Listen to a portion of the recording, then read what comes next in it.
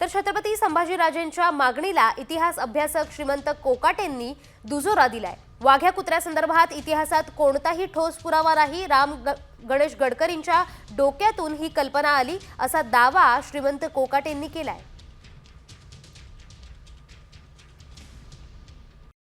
Comscore नुसार आता isakal.com आहे देशातील नंबर 1 ची मराठी न्यूज वेबसाईट। प्रत्येक अपडेटसाठी isakal.com ला नक्की भेट द्या। शिवाजीराजेंच्या समाधीच्या शेजारीच वाघ्या कुत्र्याची समाधी आहे आणि गेली 100 वर्षापूर्वी ती उभारलेली आहे। त्या कोणत्याही ऐतिहासिक समकालीन साधनांमध्ये वाघ्या कुत्र्याची कथा नाही, वाघ्या कुत्र्याचा संदर्भ नाही। हा संदर्भ येतो कुठून?